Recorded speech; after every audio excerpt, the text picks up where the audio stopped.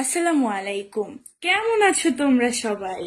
আজকে আমি এমন একটা রোমাঞ্চকর বই সম্পর্কে তোমাদের জানাবো যে বইটা আসলেই মাস্টারপিস।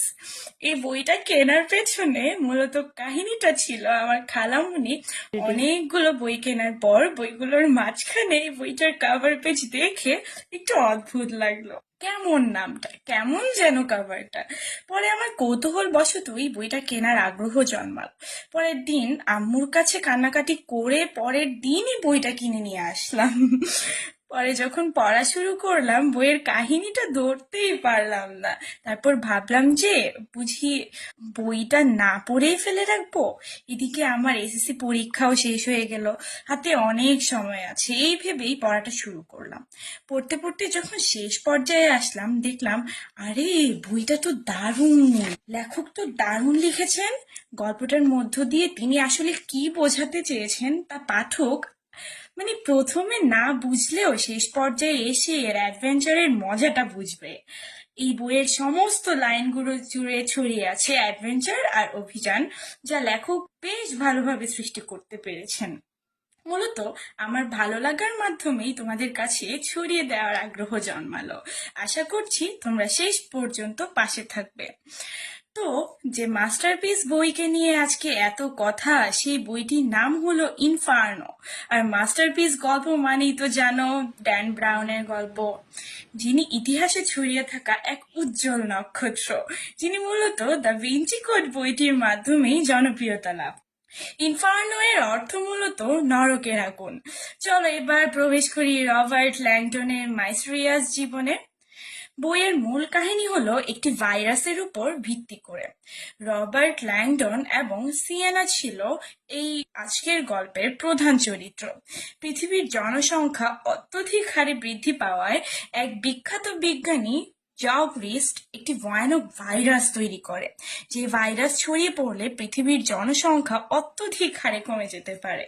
সে ভাইরাসটি পৃথিবীতে ছড়িয়ে দেওয়ার চেষ্টা করেছিল, কিন্তু সে ভাইরাসটি ছড়িয়ে দেওয়ার আগে বিশ্ব স্বাস্থ্য সংস্থার এক এজেন্টের হাত থেকে বাঁচার জন্য আত্মহত্যা করে। কিন্তু সে এর আগেই ভাইরাসটিকে একটি গোপন জায়গায় রেখে দেয়। অপরদিকে সিয়েনা ছিল জফরিস্টের গার্লফ্রেন্ড। সিয়েনা ছিল অতি বুদ্ধিমতী একজন মেয়ে। জফরিস সিয়েনাকে বিভিন্ন ক্লু এর মাধ্যমে তৈরি করে নিয়েছিল, যেন ভাইরাসটি যে গোপন জায়গায় রাখা আছে সেটা খুঁজে বের করতে পারে। উল্লেখ্য যে সিয়েনা আর জফরিস মিলে ভাইরাসটি তৈরি করেছিল, কিন্তু ভাইরাসটি যেখানে রাখা ছিল সেই গোপন স্থান শুধু জফরিসটি জানতো। তাই সিয়েনাকে সেই ভাইরাস পর্যন্ত পৌঁছানোর জন্য রবার্ট ল্যাংডনের সাহায্যের প্রয়োজন হয়েছিল। তাই সে রবার্ট ল্যাংডনকে বোকা বানিয়ে যখন সে বুঝতে পারলো ভাইরাসটি কোথায় আছে, তখন সে রবার্ট ল্যাংডনকে আঘাত করে ভাইরাসটির কাছে পৌঁছে যায়। সে ভাইরাসটি ব্লাস্ট করবে যেই মুহূর্তে, সেই মুহূর্তেই ল্যাংডন সেখানে উপস্থিত হয় এবং ভাইরাসটিকে সিয়েনার কাছ থেকে উদ্ধার করে সুরক্ষিত জায়গায় রেখে দেয়। আর ওই মুহূর্তে ওই ব্লাস্টের জন্য সিয়েনা সেখানেই মৃত্যুবরণ করে, আর ল্যাংডন সেখান থেকে হাসতে হাসতে বেরিয়ে যায়। মূলত এটাই ছিল মেইন কাহিনীর অল্প কিছু। আর এখন যদি আমি পুরো কাহিনী বলতে যাই আজ সারা রাত শেষ হয়ে যাবে, তাও কাহিনী বলা শেষ হবে না। ড্যান ব্রাউন ছিলেন অত্যন্ত বুদ্ধিমান একজন। তার গল্পে প্রত্যেকটা গল্পেই আমরা দেখতে পাই প্রচন্ড প্যাঁচালো কিছু কাহিনী আছে, যেগুলো আমরা প্রথমেই ধরতে পারি না, কিন্তু শেষ পর্যন্ত পড়ে আমরা লাস্টলি একটা অভিযানের মধ্য দিয়ে শেষ করে গল্পের কাহিনীটা ধরতে পারি।